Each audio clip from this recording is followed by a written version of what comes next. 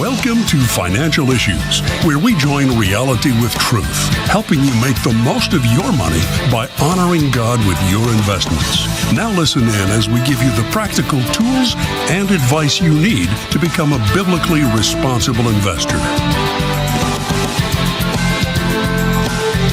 Good morning. Welcome to Financial Issues. I'm your host, Shana. Thanks for tuning in today.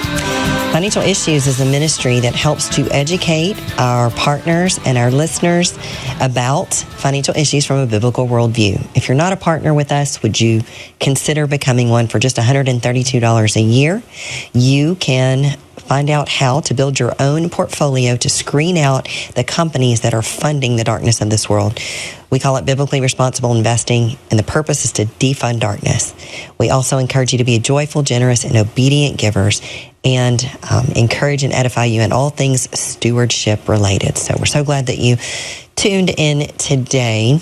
On Friday, I went through a somewhat short laundry list of some of Trump's actions here in the first few days, first week of his presidency, and touched on one issue, but wanted to go a little bit deeper today, and that is the issue of DEI, because it touches what we do.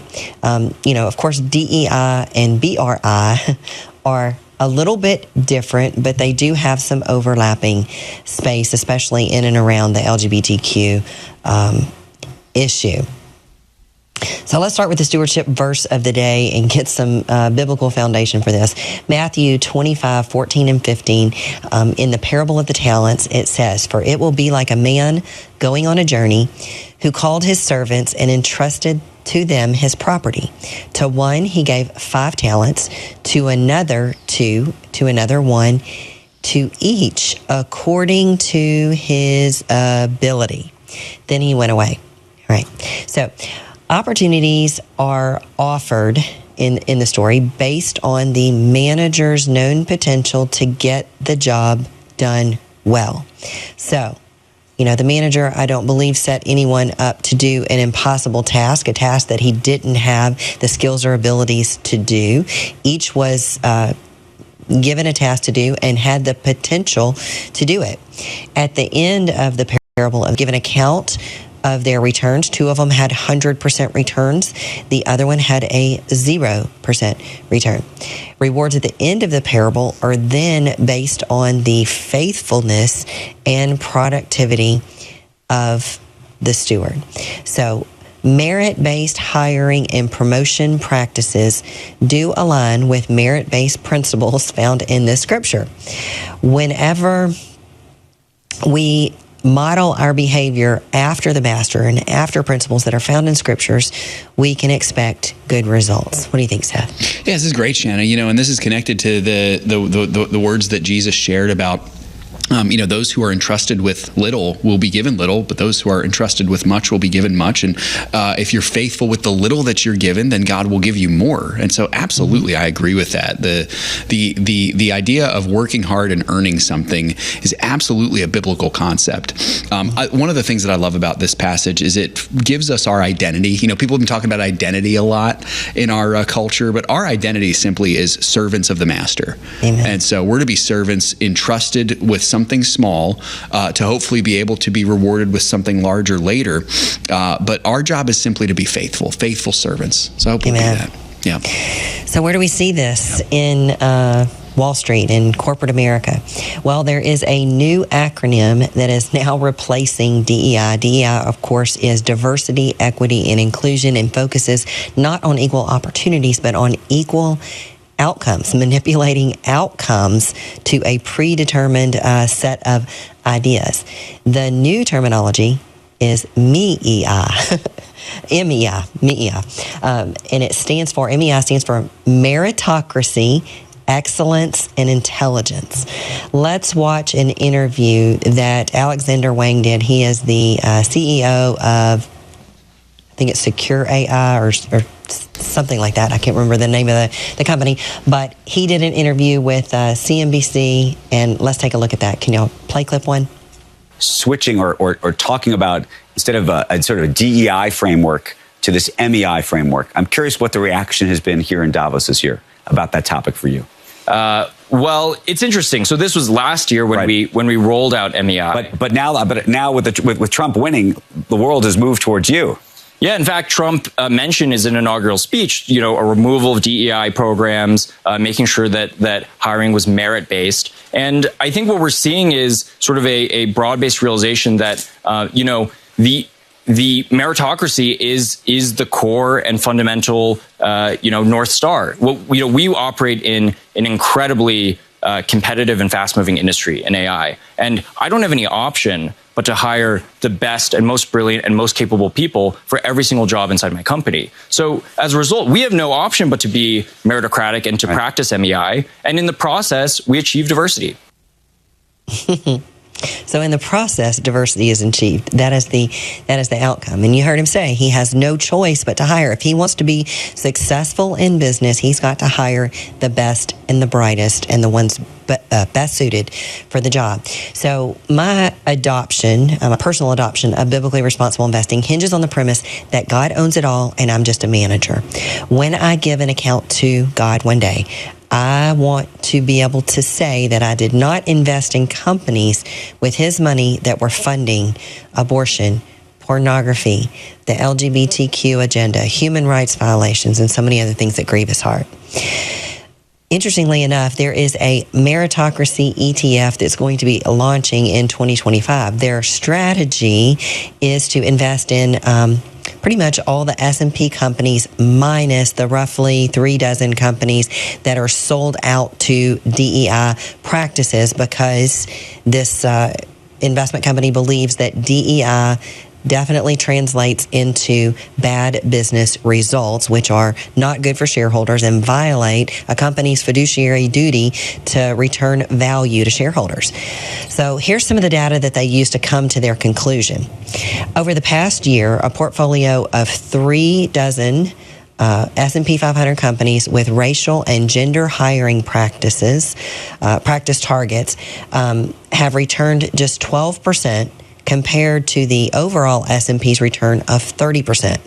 Over 2 years, the portfolio delivered 17% compared to the S&P 500's 60%. So this is according to this company's own internal analysis. So they went on to say that throughout both periods, 70% of these companies underperformed the plain old S&P 500 index, which means that the overall S&P would have been even higher if these companies had not been included.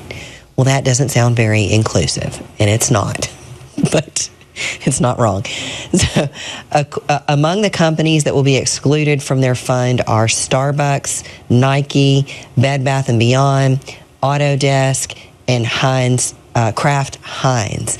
And, this company gives some really specific examples about how their business results were not good according to what they believe caused it, which is their DEI policies. The management company said that those excluded companies would have paid off for investors over the last 3 years.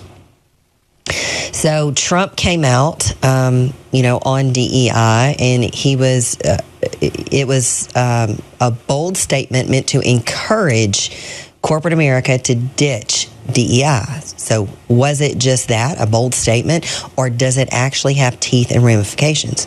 Well, certainly Trump can eliminate DEI practices in the government, and I think he has already done so. But what about in the private markets? I believe that Trump doesn't want to interfere with capitalism in the private markets other than to just create a positive environment, a productive environment for them to be able to operate.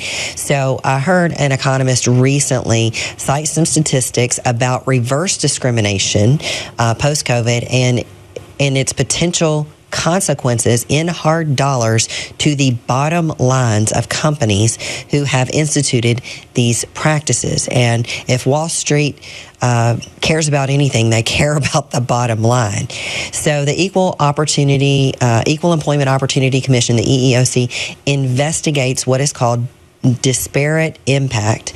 And that in the law of the United States, it refers to the practices in employment, housing, and other areas that adversely affect one group of people of a protected characteristic more than another, even though rules applied by employers or landlords are formally neutral. So it looks at these companies and it says, do your statistics show that something's wrong?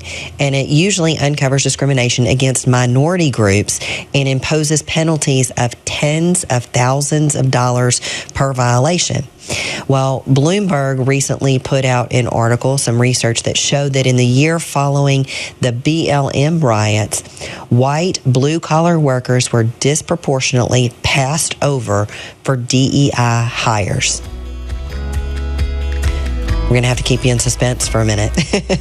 We've got to take a break, but I will finish up my thoughts about this as soon as we come back.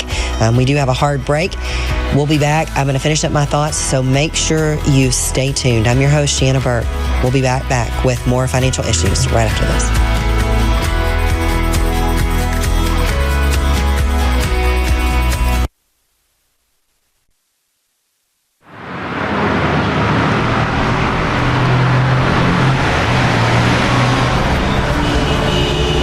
Navigating through investment options can be challenging, especially when you're determined to uphold your God-given values. Every dollar you invest is a vote for the world that you want to live in. Let your values guide your investment decisions and help to shape the culture in which we live. Become a beacon of light and pave the way with biblically responsible investing. Timothy Plan, where faith and finance collide. Before investing, carefully consider the fund's investment objectives, risks, charges, and expenses of the investment company. This and other important information can be found in the fund's prospectus. To obtain a copy, visit timothyplan.com or call 800-846-7526. Read each prospectus carefully before investing. Investing involves risk, including the potential loss of principal. In a time when children are facing unprecedented challenges, the gospel stands as the greatest source of hope.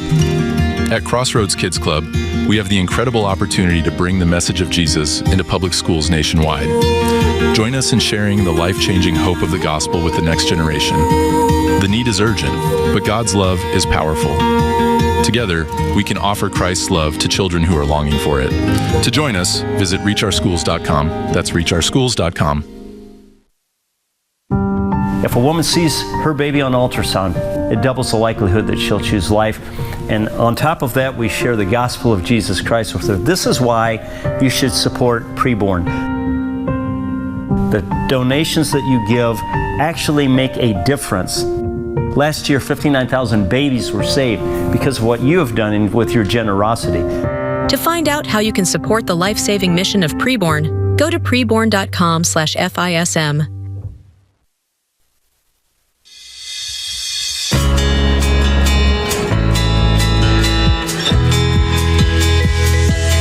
Welcome back to Financial Issues. Before the break, I was talking about DEI, BRI, gave some scriptural foundation for where we launched off there about the use of meritocracy versus diversity, equity, and inclusion. So the new incoming term is MEI, meritocracy, excellence, and intelligence. So I like those. Yeah, me too. Sounds like a good mix for successful business. That's right. Results. Yeah. So before the break, I was mentioning that Bloomberg did some research, and they showed that in the year that followed the BLM riots, white blue-collar workers were disproportionately passed over for DEI hires. They studied hundreds of thousands of hires during that time period, and of those hires reviewed, just 6% of jobs went to white people, while the white segment of the population is 60%. So whites make up 60% of the population, but they got 6% of the jobs in this study. So that could possibly translate into 9 out of 10 cases of white discrimination, reverse discrimination. So if they were to get the same tens of thousands of dollars of remunerations per case that the EEOC uncovers and goes after in cases of minorities, that could end up being tens of billions of dollars of compensation owed to victims of reverse discrimination. Do you think companies are going to care about tens of billions of dollars impacting their bottom lines? I would say that they weren't. But perhaps they're safe for now or have a window of opportunity to get things cleaned up, because the EEOC has a Democratic majority until 2026 when Trump gets to appoint new commissioners.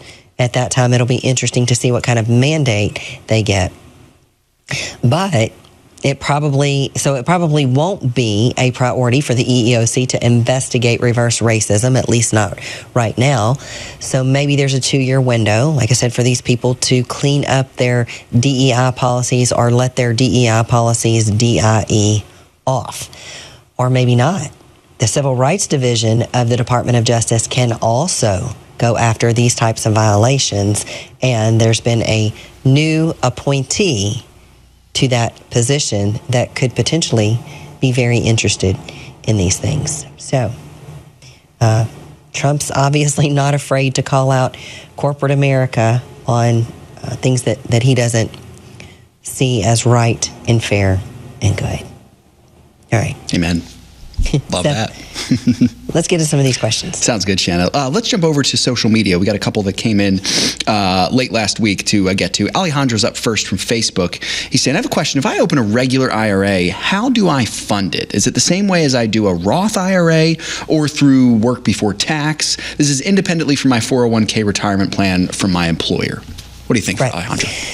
Right. So a 401k plan is a type of employer-sponsored plan that can only be set up by companies that have employees, and they are funded in that way. So they allow you to do payroll deduction, and then a lot of times they will match. That's how 401ks get funded.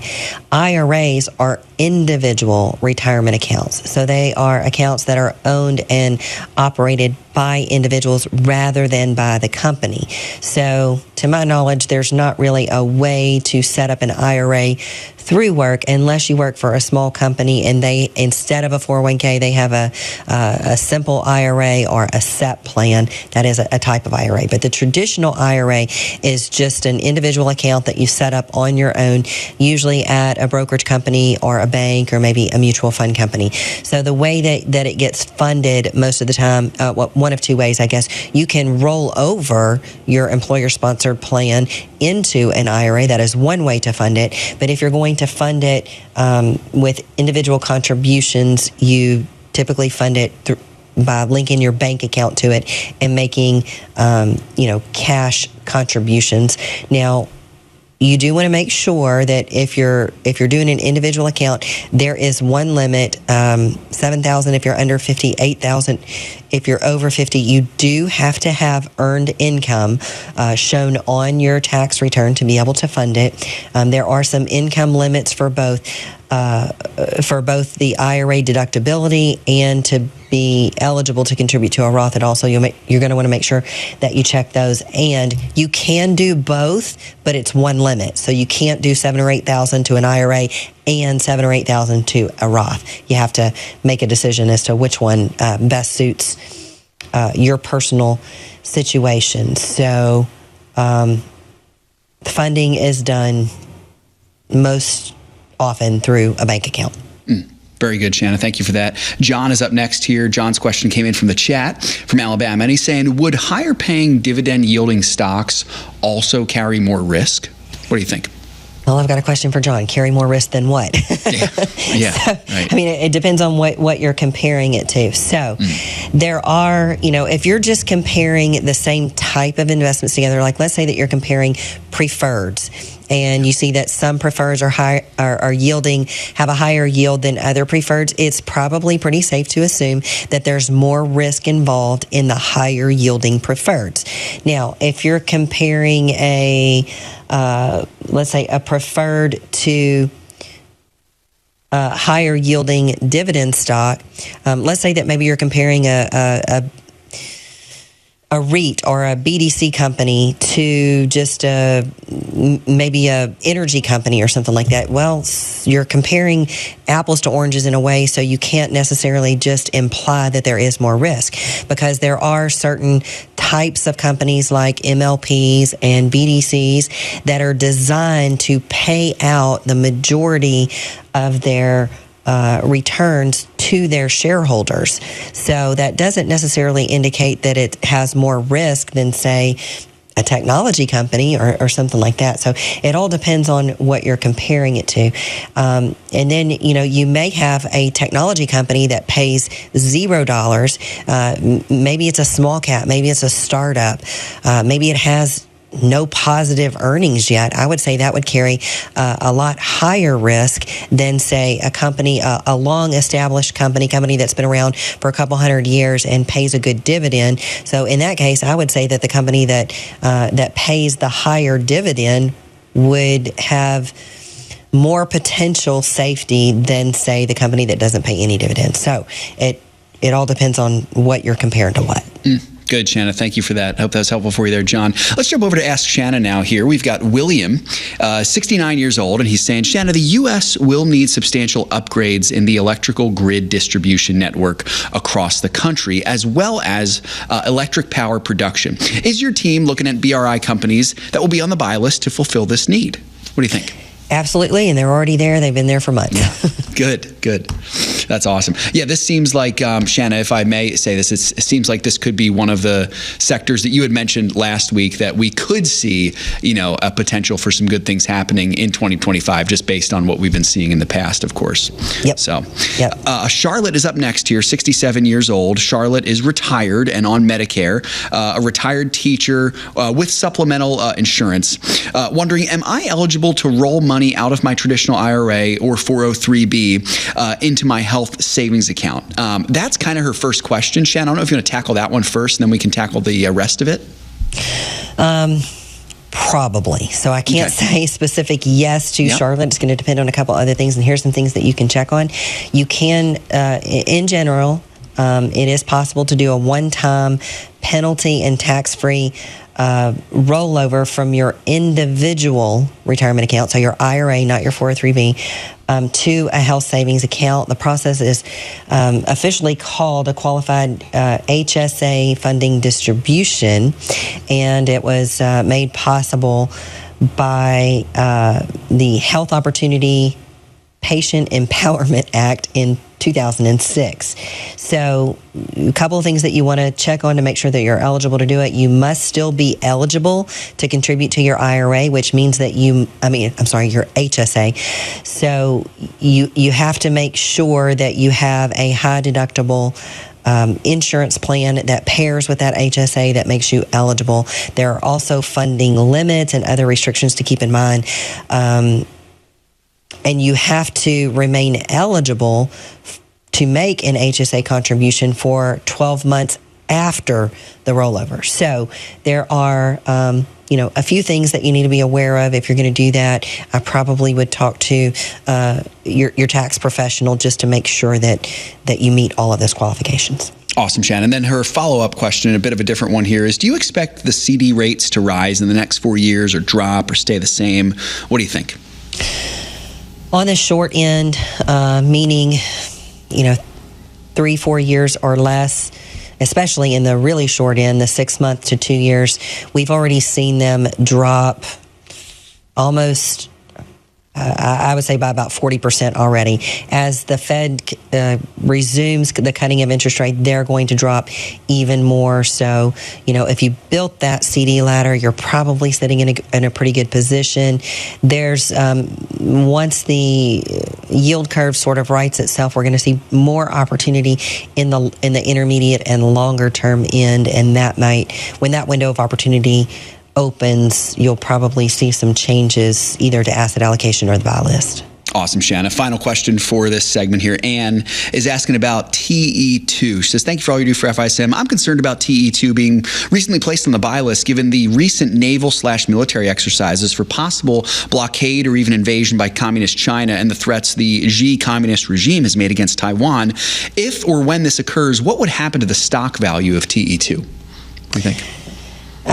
It could negatively be impacted, but, and we apologize for the delay to answering the question. The question is a little bit aged, and so this particular stock has been on the buy list for quite a while now, and I think that people who have bought it have definitely found that the potential rewards outweigh the risk at this time. So, you definitely don't have to buy anything just because it's on the buy list. If you have concerns about that, then you could certainly pass it over. But this particular company is actually building 2 plants in Arizona, and they just reported record profit for the fourth quarter of 2024. So that's good. There's always risk involved. Yeah, definitely. Yeah. That's good, Shana. Thank you. And a great reminder too that your conscience is such a good guide as well when considering stocks that are on the buy list. That's good. Absolutely. Yeah. And if you're following along with their strategy, you definitely listen to your conscience, because you don't want to be involved in the companies that are funding the darkness of this world. Well, folks, if you are listening on a station that only carries the short 30-minute version of the show, we have to bid you a farewell today. For the rest of you, you can catch the full show on podcast, Apple, Spotify, social media, YouTube, or our phone app. Find it at Financial Issues. In the last 10 to 15 years being in ministry, being married, something that has been constant in our lives is Samaritan Ministries. As we've moved, we've had babies, we've had different things come up, we have just been able to rely on Samaritan in ways that we never really even thought about before becoming members. Our heart's desire is to plant roots and be in a place for a really long time. It's how we were raised. We see the benefits of that, but we also see the open-handedness of being used by the Lord wherever He calls, because we just assumed when we started pursuing church planting, the quickest way to get from point A to point B is a straight line.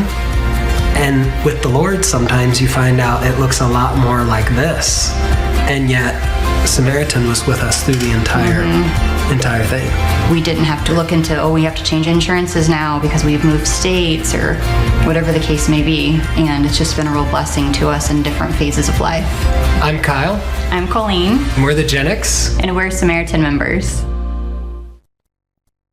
One of the emphases of preborn has been ultrasound in 2 ways. An ultrasound machine if a pregnancy clinic doesn't have one, and then an ultrasound session, which we underwrite hundreds of thousands of those.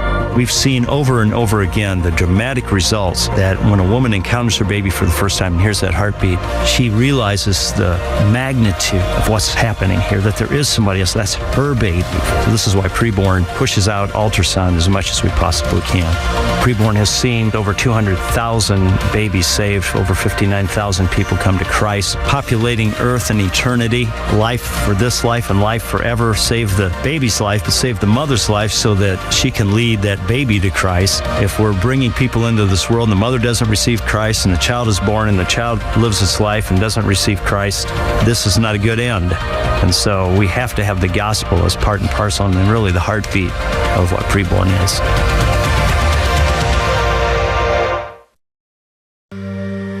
My wife and I, we moved into this neighborhood. We had some experience with Crossroads Kids Club. We had served at another club. We kind of thought to ourselves, like, it would be really, really cool for us to actually bring in a club that was able to share the love of Jesus with kids directly into the school. And so we started our Crossroads at Hilltop. Crossroads is amazing. You can learn all kinds of things about God. That He loves all of us. He died on the cross to pay for our sins. That He will help me in every way. There is just such tremendous opportunity to reach kids in some of these areas that just aren't being reached. Sometimes I pray every night. When I feel alone sometimes, God is right there sitting next to me. I can rely on Him no matter what happens. To learn more about Crossroads Kids Club and how you can get involved, visit reachOurSchools.com. Securities offered through G.A. Reppel & Company, a registered broker-dealer and investment advisor, member FINRA and SIPC. Opinions expressed by Shana are hers alone and are for informational purposes only and do not necessarily represent those of G.A. Reppel or the outlet on which you are listening. You should consider how the information applies to your situation prior to personally implementing it and consult any financial professional you work with to make sure it's applicable to your financial plan. Welcome back to Financial Issues, everybody. Great to be here with you. Hope you enjoyed that session there with Shana. Of course, I'll be taking you the rest of the way here. Folks, listen, we got a lot to talk about today. Of course, we're beginning week 2 of the Trump administration. We also had some very interesting things happening in the tech sector during the pre-market trading, which we'll get to as well. If you're watching the markets right now, of course, you're seeing the tech sector going considerably downwards. We'll try to make some sense of that later in the show today. But right now, I have a very special guest with you, and I want to bring this to your attention. Our newest member of the FISM family, Crossroads Kids Club, is doing some amazing work in the public schools. And so we're so thrilled to have them on with us today. I've got Angie Pagel. Angie is the regional coordinator of St. Louis of Crossroads Kids Club on with me today. Angie, it's a thrill to have you on the show, and we're so delighted for you to join me. Welcome to the show. Thank you so much, Seth. I'm so happy to be here. Absolutely. Absolutely. Well, it's a delight to have you. Angie, I know you're new to our show, so just tell our listeners about you, your role at CKC, and kind of how you came to be the St. Louis regional coordinator. I know you were a public school teacher, so you came kind of right from that world. Tell us a little bit about this. Absolutely. Yeah. Well, I just appreciate you for having me on. Revelation 12:11 says they triumphed over him by the blood of the Lamb and the word of our testimony. So really, when we get to share our stories, there's so much power in that. Yeah. And so, I'm a Crossroads Kids Club St. Louis regional coordinator, which I would have never thought years ago. My whole life, I've known two things. I've known that I've loved God, even from a very young age, and I've known that I've loved children. And so I grew up in the public school, and I always wanted to be a teacher, believe it or not. First grade, I was like, yeah, I think I could be a first grade teacher. Third grade, that was my favorite. And I thought, oh, I'll be a third grade teacher all the way up to high school, everything. So I got my lifelong dream and I became a teacher. I taught for about 12 years in the public school and quickly started to see that there was a lot deeper problems than what we were able to solve. And so I started to realize that really what all of these kids need is the gospel. They need to know Jesus, and lives are not going to be transformed and changed until they get that. And so thankfully, through Crossroads Kids Club, now we're able to help and get the gospel into the public schools. That's awesome. That's awesome. And what will seek impact kids through Crossroads Kids Club? I mean, I have great respect for the many Christian teachers out there who seek to try to impact children simply through being teachers. But obviously for you, there was something different there where you felt like, okay, I need to take another step here. I need to actually transition my role. What was it that made you decide to do that? Yeah, so really what it was, this was right around the pandemic, and I just saw that a lot of the decisions that were being made didn't have the kids' best interests at heart. Yeah. A lot of move to screens and technology, and you'd have kindergartners that were being asked to sit in front of a screen all day and learn, and that's just everything I've learned about kids and their development says that that's not what they need. So it was hard for me to make decisions like that, knowing what the kids need developmentally, and to kind of, follow the rules of the district, and then also what I knew what was best for them. So getting out was really important for me, to make sure that the kids get exactly what they need. Yeah. Which the majority of what they need is connection. And so my husband agreed. He said, okay, well, God will find a way. We kind of had this walk on water moment where I said, okay, I'm just going to give up my income and my great insurance, and I'm going to stay at home and homeschool our kids. And we've done that, and God has really shown up. And one of the ways he's shown up is through Crossroads Kids Club. This regional coordinator part-time position has been exactly fitting with my heart and getting Jesus to the kids in the public schools. Oh, that's awesome. Absolutely. And Angie, how has your relationship with the kids been different from being a teacher versus now being the regional coordinator? I'd imagine it's a little bit different. As a teacher, you're with them, 24/7. It's really more like 7 hours a day you're with them. This might be a little bit different, but how has it compared to the relationship of a teacher-student versus now you're in a position where you can perhaps speak more freely about the gospel? How has that changed? Absolutely. Well, it's really cool actually, because the first Crossroads Kids Club we did I actually have a club that I helped out at the school that I was teaching at. And so and that's just a God thing, by the way, all of those relationships that were built over the 12 years weren't wasted and just got to deepen because the families knew me and they were able to trust me. All of the knowledge that I have about education and these kids, I'm able to take that not just to the club that I volunteer at, but also to the many clubs in St. Louis that have been started. So it is just very cool to see how none of that was wasted. But these personal relationships with the kids has always been something, we're built for relationship. We thrive on that. And in this day and age, kids are unfortunately having more relationships with their screens and with their games than actual people. So kind of disconnecting and getting on their level has been great. But the very first day that we had our Crossroads Kids Club, this is my third year having the club at the school that I taught at.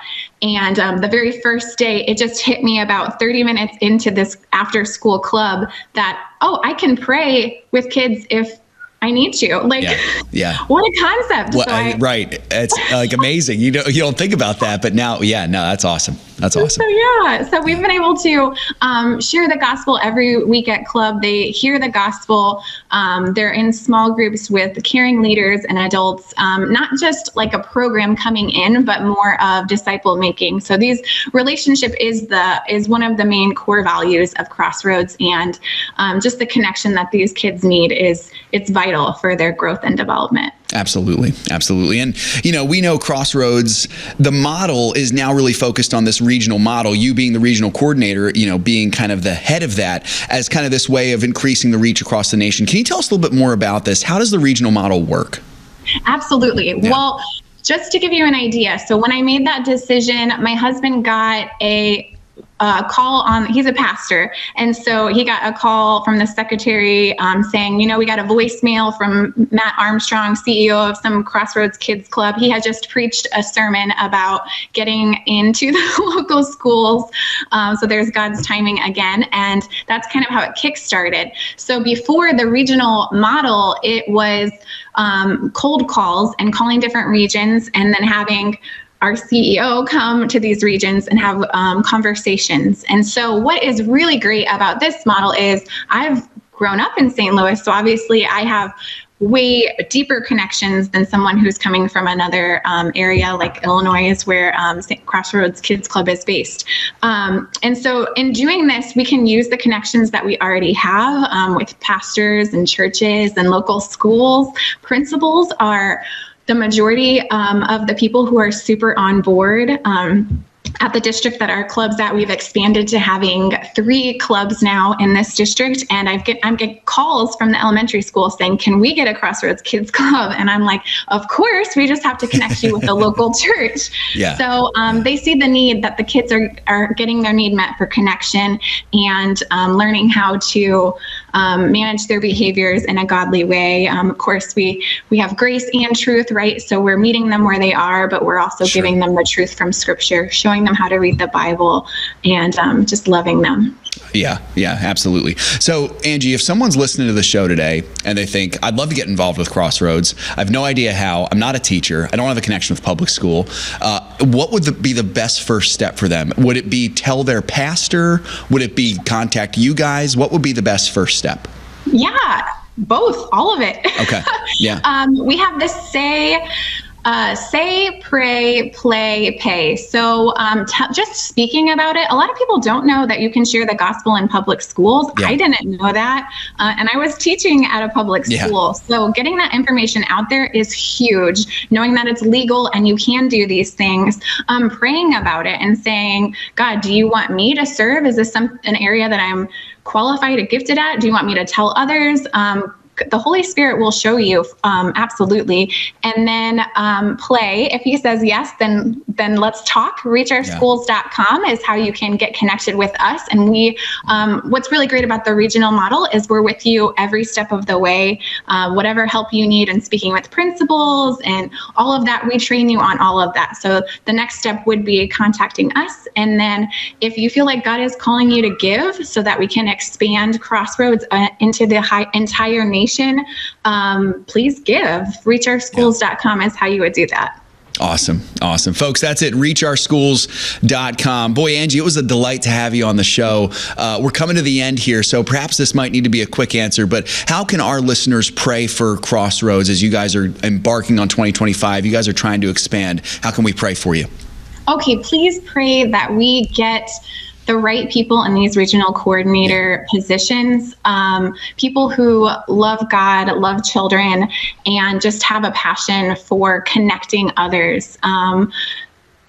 Just in general, praying for great leaders. All of the clubs that are happening right now, they just need great leaders who care about the kids, who are equipped and who can commit to that. So that would be phenomenal. Well, yes, we can do that. Angie, thank you so much. It was a pleasure to have you on the show with me. And boy, I look forward to getting to talk to you guys more about this in the future. We're so thrilled for the work the Crossroads Kids Club is doing, and we're thrilled to stand with you. Folks, ReachOurSchools.com is a place to go for Crossroads Kids Club. More financial issues coming up. Right after this break, we'll take a look at the markets. Don't miss it. We'll be right back after this.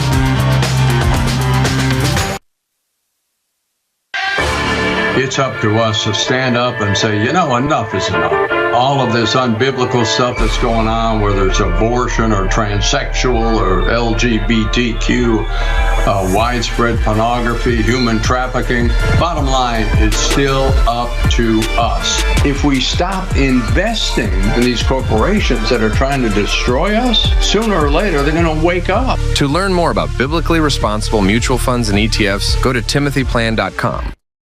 If a woman sees her baby on ultrasound, it doubles the likelihood that she'll choose life. On top of that, we share the gospel of Jesus Christ with her. This is why you should support preborn. Then they sat me down. If you were to die today, do you think you would go to heaven? And I was like, no. Keeping the child was my first stepping stone. And ever since then, God has cleaned me up from the inside out. Help support women in need. Go to preborn.com/FISM. Every day, kids all across America are coming to school with some kind of hidden pain. I've seen kids come in who are just so confused.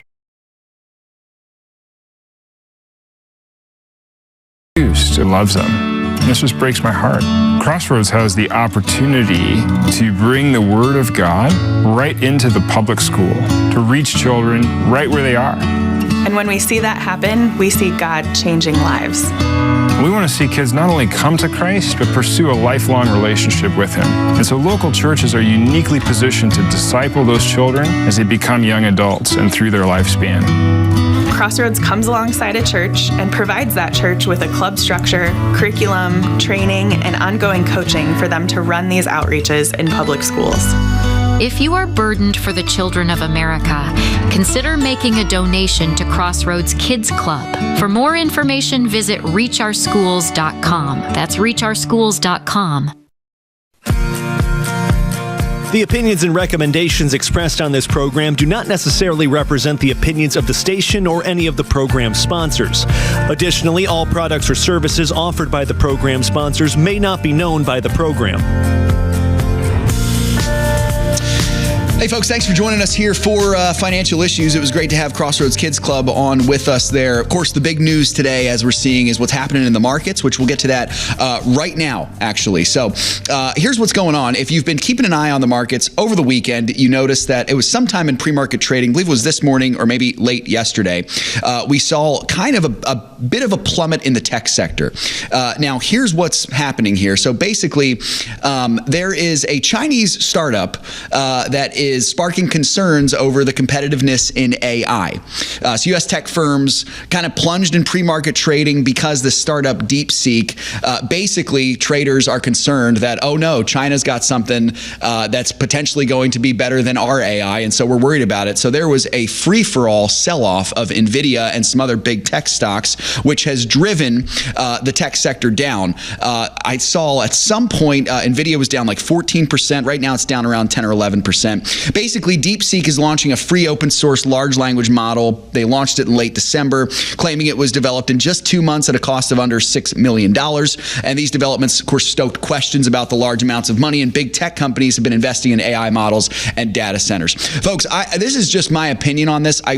This seems to me like this is kind of just simply the concept of fear driving the markets downward. I really do think that. We're seeing these sell-offs here because of this. This is the type of thing that happens in the markets where you get competition and all of a sudden it's like a frenzy. Everybody starts wondering, oh my goodness, what's going to happen here? Nobody knows. And so there was a lot of sell-offs. And I think that was what was driving that down. So as of right now, look, the markets are down. The NASDAQ, tech-heavy NASDAQ is the one that's going way down. It was down over 4% in pre-market trading, by the way. It's now only down about 2 3/4 percentage point, which is still a lot. The S&P 500 is down about 1.5, a little more, and the Dow Jones is down about 1/3 percentage point.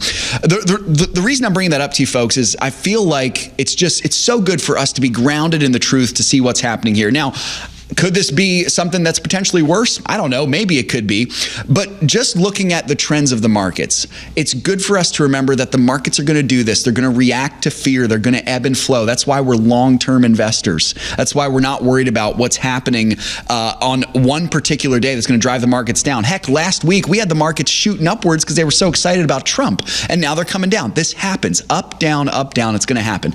Sam, am I making sense there? Would you agree with that at all? I make the joke all the time that some CEO is going to come out tomorrow and say his favorite color is yellow, and for some reason that's going to cause the whole materials industry to go through the roof for whatever reason. Absolutely. I'm not trying to downplay this stuff. It's important stuff, but you're exactly right, Sam. The markets are very fickle. Yeah. They're very fickle. They're much like they're like a 2-year-old child or a 4-year-old child, So that seems like what's happening here. For what it's worth, folks, last week, a real strong week for the markets. They ended relatively muted. By Friday's closing bell, they were all down, not considerably down. NASDAQ was down 0.5 percentage point, and the S&P and the Dow reached down about 0.3%. Still a great week for the markets, and we'll just see what's happening today, of course, with what's going on there. We'll keep an eye on that for sure. But keep in mind, all this is happening in tandem to what's really been some excitement surrounding the economy concerning Donald Trump. Speaking of Trump and excitement, Sam, we got a really interesting headline here that I'd love to share with our audience. Of course, we had the March for Life on Friday, which really is one of the most important days of the year for people who believe that babies shouldn't be murdered in the womb.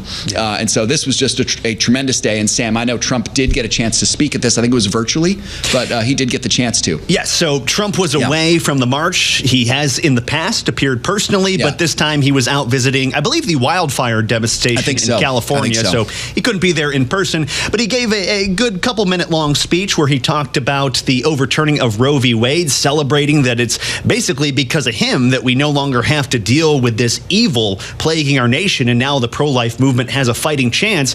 And speaking of a fighting chance and fighting back, really, Trump celebrated the fact that now that he's in charge, the DOJ is not going to be targeting pro-lifers, as evidenced by the fact that he, I believe it was on Thursday, pardoned a couple dozen pro-lifers who were thrown in jail during the Biden administration for basically just protesting against abortion. And we have a little bit of that clip. Sure.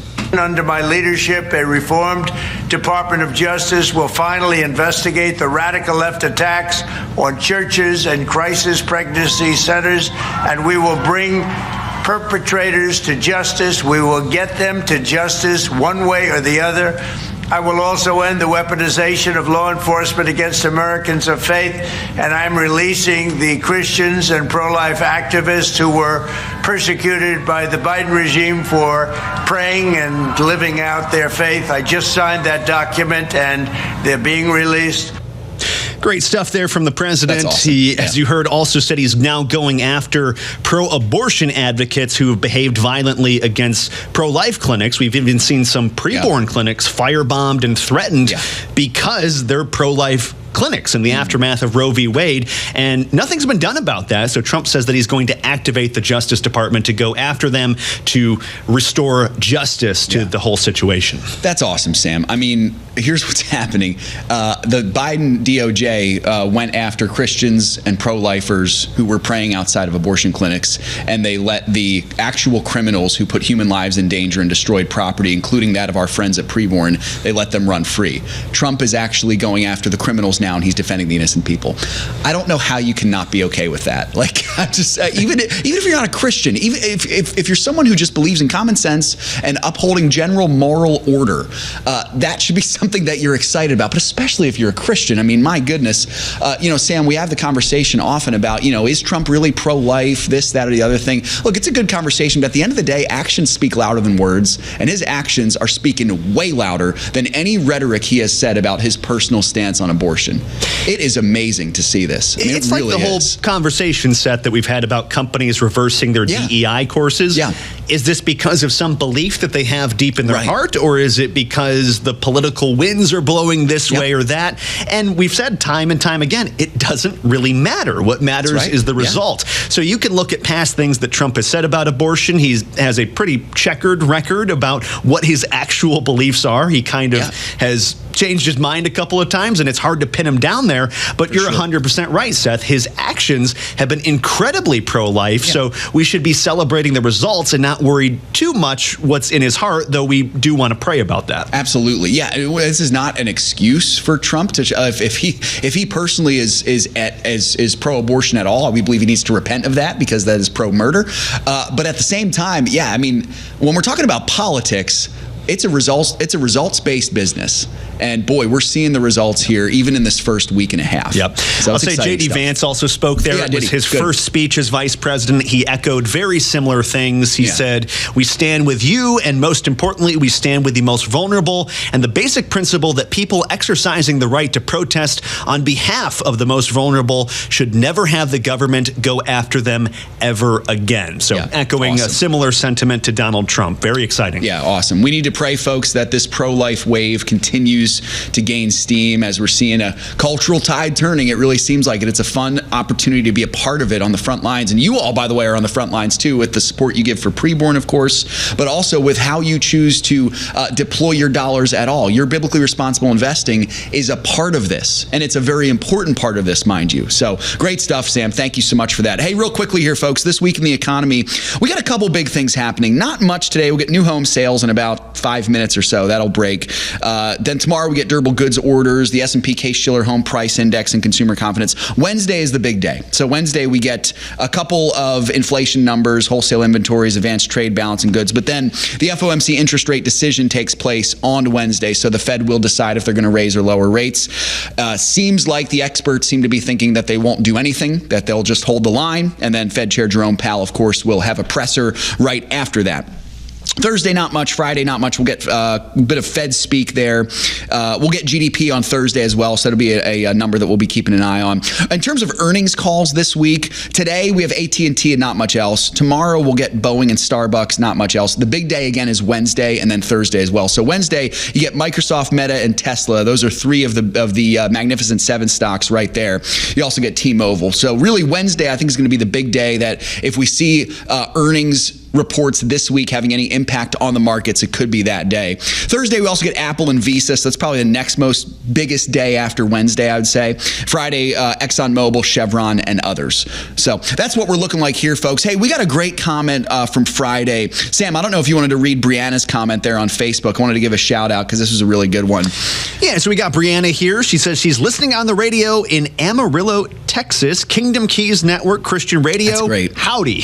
That's awesome. Yeah, Brianna, thank you for that. I did want to shout out to our audience, especially those on Kingdom Keys. Kingdom Keys is one of our live networks, and so we appreciate them so much. If you're listening on Kingdom Keys Radio throughout the country, make sure that you say hello. We appreciate you guys so very much there. So that's what we're looking like here, folks. One more look here at the markets as we see here. Everything pretty much the same. The Dow Jones is creeping up a little bit towards the flat line. It's at about 0.25% negative. The S&P 500 is right around a little more than 0.1% negative. And the tech-heavy NASDAQ, of course, probably will get hit the hardest today. It's right around 2.64% in the negative. So that's what we're looking like here, folks, in the markets.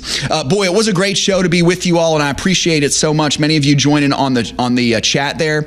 Yeah, Brian, I was thinking of that Morgan Wallen song, Up Down. That's exactly right. That's what the markets are going to do. They're going to go up, they're going to go down. So yeah, right on there for Brian in the chat. Good to see so many of you on the chat. Nelson and James, Brian and Kara, UJ, Lisa, all of you. Hope you'll all join us again. George as well. Hope you'll all join us tomorrow for Financial Issues. We'll have Shana back, of course. In the meantime, make sure to get prepped tomorrow for your calls. Get them queued up early. 9:05 Eastern Time is the best time to call when we go live, so make sure that you do that. Folks, remember, everything you have belongs to the Lord. Let's be found good and faithful stewards with all of it. God bless you all, and we'll see you tomorrow, God willing, for more Financial Issues.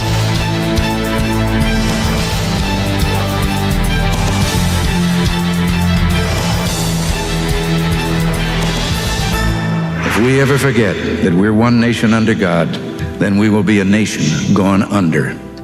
Thank you for joining us. This has been an FISM production.